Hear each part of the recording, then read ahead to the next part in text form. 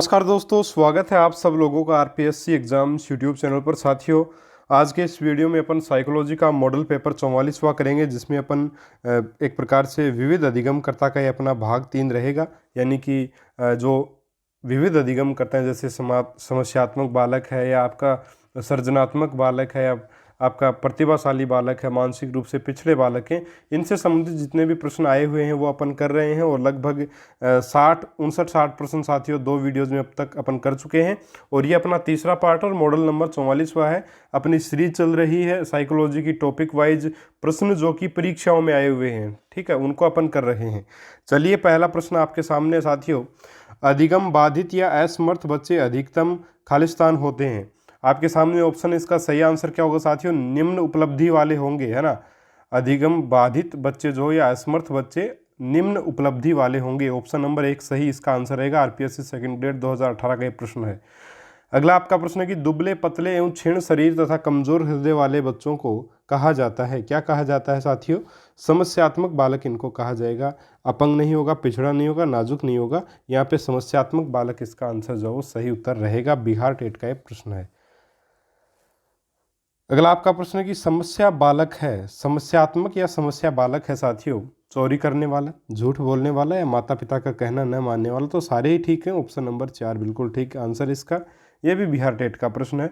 अगला आपका प्रश्न है कि समस्यात्मक बालक के व्यवहार में परिवर्तन लाने हेतु आप क्या प्रयास करेंगे? ऑप्शन 1 है बालक के वातावरण और दृष्टिकोण में परिवर्तन लाने का प्रयास करेंगे। दूसरा, बालक को दंड देकर तो दंड नहीं दिया जाएगा, कभी भी उस पर ध्यान नहीं देंगे, ऐसा भी नहीं करना चाहिए अपने को। उसको कक्षा में आगे की पंक्ति में स्थान देंगे। तो देखिए, वो जो है एक प्रकार से उसके व्यवहार के में परिवर्तन लाने के लिए उसको आगे बढ़ाते हैं, तो वो आगे बढ़ा देंगे तो वो बच्चा जो वो डर जाएगा और ध्यान केंद्रित नहीं कर पाएगा। तो ये भी सही तरीका नहीं है। ऑप्शन नंबर 1 इसका सही आंसर होगा।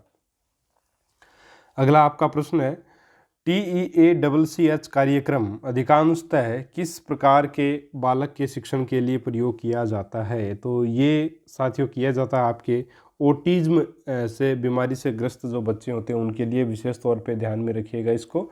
हरियाणा टेट का ये प्रश्न है, और ये जो कार्यक्रम इसका उपयोग ओटिज्म बीमारी के लिए जो वो किया जाता है साथियों, ठीक है। ऑप्शन नंबर 4 इसका आंसर रहेगा। अगला आपका प्रश्न, निम्न में से समस्या बालक नहीं है। चोरी करने वाला, झूठ बोलने वाला, माता पिता का कहना न मानने वाला, या मंद बुद्धि बालक? तो निम्न में से समस्या बालक नहीं है, समस्यात्मक बालक जो नहीं है वो कौन सा है? तो वो है साथियों आपका मंद बुद्धि बालक। ये बालक जो समस्यात्मक बालक एक प्रकार से नहीं होगा। अगला आपका प्रश्न कि एक बालक जो गणित के अतिरिक्त अन्य विषयों में सामान्य है जबकि गणित में बहुत निम्न उपलब्धि रखता है, तो ऐसे बालक को निम्न किस श्रेणी में रखेंगे अपन? तो इसको अपन किस श्रेणी में रखेंगे साथियों? पिछड़े में, मंद बुद्धि में, औसत में, या मनस्ताप में? तो इसको साथियों अपन रखेंगे इस प्रकार के बालक को जो है एक प्रकार से पिछड़े बालक की श्रेणी में रखा जाए, क्योंकि वो गणित में पिछड़ रहा है, बाकी तो ठीक है, वो सामान्य है वो, लेकिन गणित में पिछड़ रहा है तो पिछड़े बालक की श्रेणी में उसको रखेंगे। अगला आपका प्रश्न है कि समस्या बालक है, चोरी करने वाला। ये दोबारा से देखिए, बिहार टेट का ये प्रश्न, वो भी जो है वो पहले आपको इसी वीडियो में करवाया है। स्टार्टिंग में वो अपने प्रश्न था वो भी बिहार टेट का था, वो 2013 का था, और ये 2019 में रिपीट हो गया। तो प्रश्न तो रिपीट होते हैं। ऑप्शन नंबर 4 इसका आंसर होगा। अगला आपका प्रश्न कि मानसिक रूप से पिछड़े बालकों के लिए निम्न में से कौन सी व्यू रचना कार्य करेगी? एक, कार्यों को मूर्त रूप से समझना। दूसरा, विद्यालयों को लक्ष्य निर्धारित करने के लिए प्रोत्साहित करना। तीसरा, स्व अध्यापन के अवसर प्रदान करना। और चौथा है सहायता के लिए बाहर से संसाधनों को प्राप्त करना। तो मानसिक रूप से पिछड़े बालकों के लिए निम्न में से कौन सी व्यू रचना कार्य करेगी? तो वो रहेगी कार्यों को मूर्त रूप से समझाना, ठीक है। मूर्त रूप से अगर समझाएंगे तो क्या होगा? मूर्त रूप से मतलब बिल्कुल सम्मुख, यानी बच्चों के सामने एक प्रकार से उनको समझाया जाएगा, प्रयोग किया जाएगा उनके सामने। तो ऑप्शन नंबर यहाँ पे 1 इसका साथियों सही उत्तर जो वो रहेगा। अगला आपका प्रश्न है कि जो बालक स्कूल के जीवन के मध्य में अपनी आयु स्तर की कक्षा से एक नीचे की कक्षा का कार्य करने में असमर्थ होते हैं, वो बच्चे साथियों हमेशा क्या कहलाते हैं? पिछड़े बालक कहलाएंगे। अगला आपका प्रश्न है कि हस्तशिल्प की शिक्षा दी जानी चाहिए सामान्य बालक को, पिछड़े बालक को, मंद बुद्धि को, या प्रखर बुद्धि को? तो साथियों हस्तशिल्प की शिक्षा पिछड़े बालक को जो वो दी जानी चाहिए, क्योंकि वो मंद बुद्धि नहीं है, वो पिछड़ा बालक है, पिछड़ गया किसी भी कारण से, तो उसको अपन अगर हस्त कौशल की शिक्षा देते तो वो शायद जीवन में जो ज़्यादा सक्सेसफुल हो पाएगा। तो ऑप्शन 2 इसका आंसर होगा। अगला आपका प्रश्न है कि कुशाग्र बुद्धि वाले विद्यार्थियों को निम्न के माध्यम से भली भांति प्रोत्साहित किया जा सकता है। कुशाग्र बुद्धि वाले बच्चों को किससे अपन प्रोत्साहित कर सकते हैं? ऑप्शन आपके सामने साथियों। यहाँ पे सही उत्तर जो रहेगा वो मैं बताना चाहूँगा कि वो होगा ऑप्शन नंबर 4। उनकी आकांक्षाओं के स्तर एवं जीवन के उद्देश्यों का उत्थान करके, यानी उनको बार बार बताया जाए, उनके लक्ष्यों के प्रति उनको सजग किया जाए, तो ऐसा पॉसिबल है। तो ऑप्शन नंबर 4 इसका आंसर रहेगा। अगला आपका प्रश्न है कि एक प्रतिभाशाली बच्चा निम्नलिखित में से किन विशेषताओं को प्रदर्शित नहीं करता? आलोचनात्मक विश्लेषण, अनुरूपवादी रवैया, उच्च बुद्धि, उच्च उपलब्धियां। तो यहाँ पे आपका आंसर क्या रहेगा साथियों? यहाँ पे आपका आंसर जो रहेगा वो रहेगा आपका अनुरूपवादी रवैया। एक प्रतिभाशाली बालक जो है, बच्चा जो वो किन विशेषताओं को प्रदर्शित नहीं करता? तो अनुरूपवादी रवैया, यानी एक के अनुरूप दूसरा। भाई मैंने जैसा बोल दिया मेरे पीछे पीछे उसने भी वैसा ही बोल दिया, तो ऐसा ये रवैया नहीं रखता। ऑप्शन नंबर 2 इसका आंसर रहेगा। अगला आपका प्रश्न है कि बच्चों को शिक्षित करने के लिए ग्रेड त्वरण की सिफारिश की जाती है। साधारण, वंचित, प्रतिभाशाली या पिछड़े? भाई बच्चों को शिक्षित करने के लिए ग्रेड त्वरण की सिफारिश किन बच्चों के लिए की जाती है? ये है सही प्रश्न, है ना। तो किन के लिए की जाएगी? ये की जाएगी साथियों प्रतिभाशाली बच्चों के लिए। ठीक है, ऑप्शन नंबर 3 जो वो इसका आंसर जो वो साथियों रहेगा। भाई बच्चों को शिक्षित करने के लिए ग्रेड त्वरण की सिफारिश की गई है प्रतिभाशाली के लिए। ऑप्शन नंबर 3 इसका आंसर रहेगा। अगला आपका प्रश्न कि बालक जिसकी बुद्धि लब्धि 140 से अधिक होती है उन्हें किस वर्ग में रखेंगे? तो प्रतिभाशाली में रखेंगे। अगला आपका प्रश्न कि संपुष्ट कार्यक्रम जरूरी होते हैं। 1 कमजोर अधिगमकर्ताओं के लिए, 2 प्रतिभाशाली बालकों के लिए, 3 साधारण बालकों के लिए, 4 शारीरिक रूप से अयोग्य बालकों के लिए। तो संपुष्ट कार्यक्रमों के अंतर्गत क्या होती हैं? आपकी गोष्ठियाँ होते हैं, नाटक, अभिनय होते हैं, सांस्कृतिक कार्यक्रम, खेल, बौद्धिक स्तर की प्रतियोगिताएं भी इसमें होती हैं। तो संपुष्ट कार्यों में बौद्धिक स्तर की प्रतियोगिताएं एक प्रकार से प्रतिभाशाली बालक, यहाँ पे सही उत्तर इसका रहेगा। बहुत ही जोरदार प्रश्न है, हरियाणा टेट का प्रश्न है साथियों, और ये पूछा गया आपके 2014 में, तो याद रखिएगा इसको, और बहुत ज़रूरी है। संपुष्ट कार्यक्रम क्या होते हैं बता दिया मैंने आपको। गोष्ठियाँ, नाटक, अभिनय वगैरह जो है, और खेल, सांस्कृतिक कार्यक्रम, और जो है बौद्धिक स्तर की प्रतियोगिताएं जो है वो इसमें होती हैं। तो यहाँ पे आपका आंसर क्या रहेगा? ऑप्शन नंबर 2 जो है वो साथियों इसका सही उत्तर जो है वो रहेगा। चलिए अगला आपका प्रश्न है कि प्रतिभाशाली बच्चों की पहचान की विधि है अवलोकन विधि, बुद्धि परीक्षण, व्यक्तित्व परीक्षण या उपरोक्त सभी? तो कौन सी रहेगी साथियों? यहाँ पे आपका जो आंसर रहेगा वो क्या रहेगा? यहाँ पे आपका आंसर साथियों सही जो उत्तर रहेगा वो रहेगा अवलोकन भी कर सकते हैं, बुद्धि परीक्षण भी, और व्यक्तित्व परीक्षण, यानी कि सारे के सारे बिल्कुल ठीक है। ऑप्शन नंबर 4 इसका आंसर रहेगा।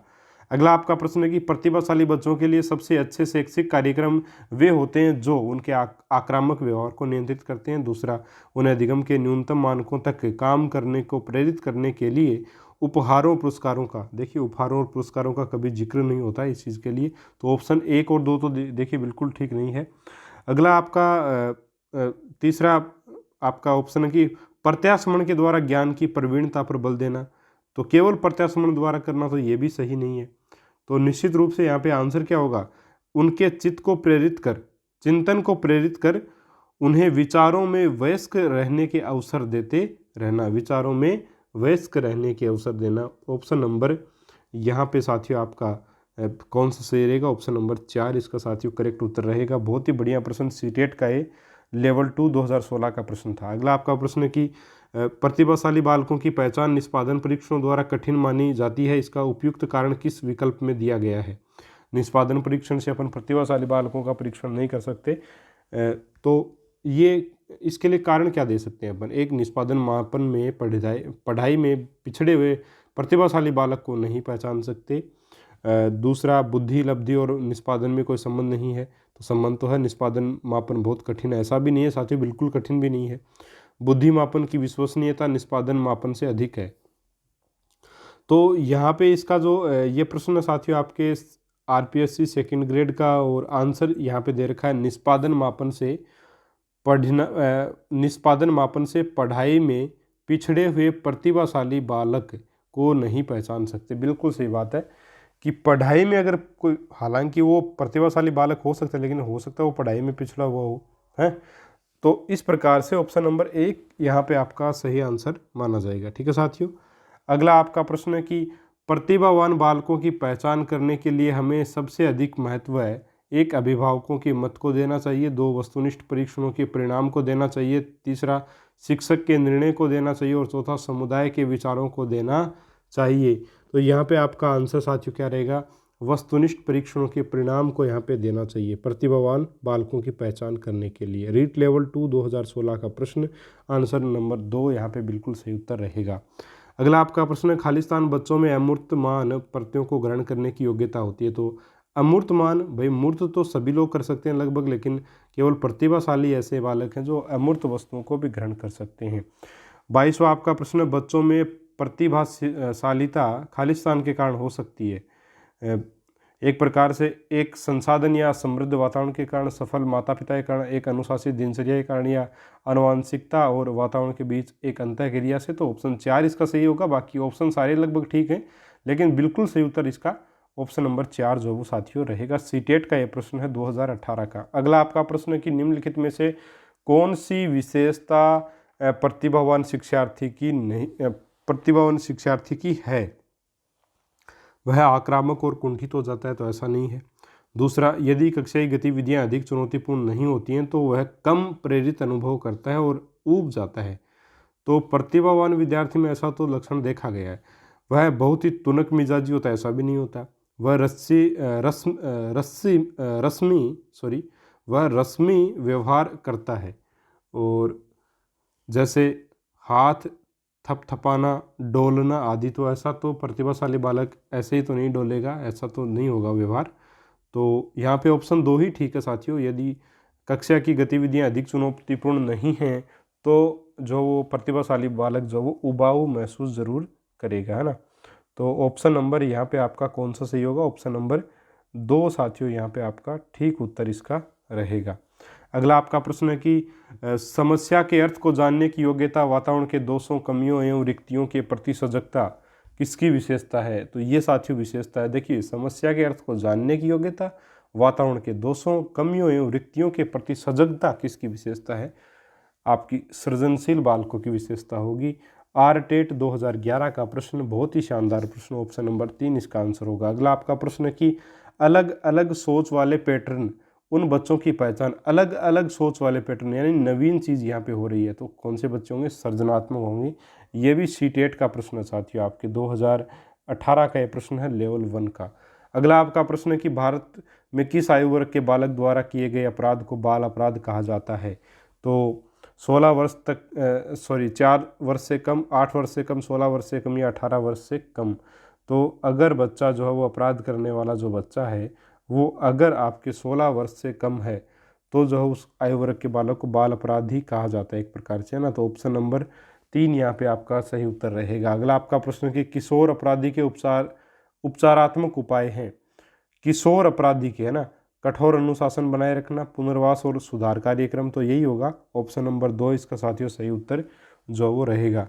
कठोर दंड, पृथक उपचार, तो हालांकि पुनर्वास और सुधार कार्यक्रम ये यहाँ पे किशोर अपराधी के उपचारात्मक उपाय दिए गए हैं, लेकिन एक प्रकार से अपराध की प्रवृत्ति को भी देखना चाहिए। काफ़ी विरोध इन चीज़ों का हुआ है। ऑप्शन 2 हालांकि सही होगा यहाँ पर, लेकिन अपराध की सीमा को देखना चाहिए, उस आधार पे जो वो फिर उसको सज़ा जो वो देनी चाहिए।